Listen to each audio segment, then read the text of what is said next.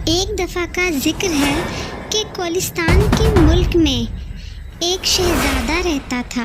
बादशाह ने अपना महल बहुत वसीओ अरीज़ नहीं बनाया था, बल्कि अपनी ज़रूरत के मुताबिक बनाया था। बादशाह को पैसे की नुमाइश करना बिल्कुल पसंद नहीं थी। इसी तरह बादशाह का बेटा, जो कि दानिश था, और दानिश बहुत ही अच्छा बच्चा था, नेक था। बचपन से ही वो मिलनसार था और बहुत ही अच्छी तबीयत का मालिक था। जैसे जैसे बड़ा होता गया वैसे वैसे उसकी तबीयत में निखार आता गया। एक दिन दानिश ने सोचा, बहुत अरसा हो गया मैं फॉरेस्ट के अंदरूनी हिस्से में नहीं गया हूँ, क्यों ना आज मैं सैर करके आऊँ।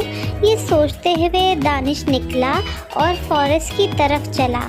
चलते चलते न जाने कितना दूर आ गया दानिश ने देखा कि एक शीशे के जार में एक छोटी सी फेरी बंद है। दानिश ने जैसे ही जार को हाथ लगाया, शीशा खुद ब खुद टूट गया और एकदम से वहाँ से एक परी बाहर आई जो बहुत खूबसूरत थी।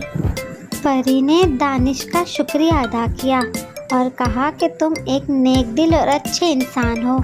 मैं कई सालों से यहाँ पे कैद हूँ। मुझे एक जालिम जादूगर ने यहाँ पे कैद कर दिया था। वो जादूगर बहुत बुरा था। उस जादूगर ने मुझसे बदला लिया। मैंने उसके चुंगल से एक फेरी को निकाला था, इसलिए उसने मुझे यहाँ पे कैद कर दिया। परी ने पूछा, तुम इतने घने जंगल में इतने अंदर क्या कर रहे हो? दानिश ने कहा, मैं आज सैर को निकला था। निकलते निकलते मैं इस तरफ आ गया। ये जगह तो मैंने कभी देखी ही नहीं, बड़ी खूबसूरत है। तो परी ने कहा, ये क्या खूबसूरत है, आओ मैं तुम्हें परस्तान की सैर करवाती हूँ, फिर तुम्हें पता चलेगा कि खूबसूरत जगह किसे कहते हैं।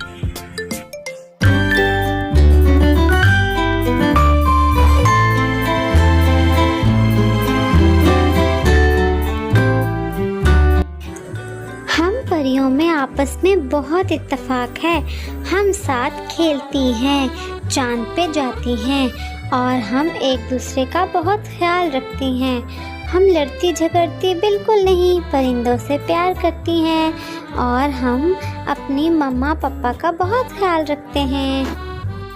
परी ने झूमते हुए कहा, अब मुझे बताओ, मैं तुम्हारी एक कोई विश पूरी करूँगी, जल्दी बताओ।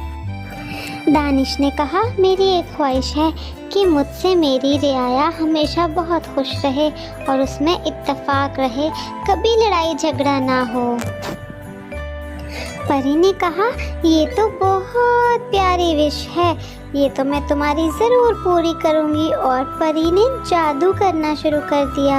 परी ने दानिश को एक जादुई लॉकेट दिया और कहा, इसको हमेशा पहने रखना, तुम्हारी हर बात में तासीर आएगी, लेकिन ये ज़रूरी नहीं कि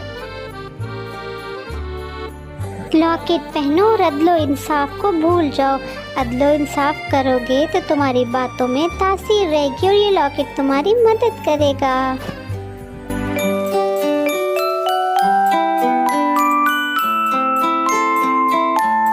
और परी ने दुआओं के साथ दानिश को रुखसत किया और कहते हैं कि उस दौर में फिर दानिश ने बहुत प्यारी हुकूमत की, बहुत हमदर्दाना हुकूमत की। लोग उसे बहुत पसंद करते थे, यहाँ तक कि दानिश बूढ़ा हुआ और बूढ़ा होकर भी वो ऐसे ऐसे फैसले करता था कि लोग उस पर जान निसार करते थे और वो अपने दौर का एक बहुत बेहतरीन हुक्मरान रहा।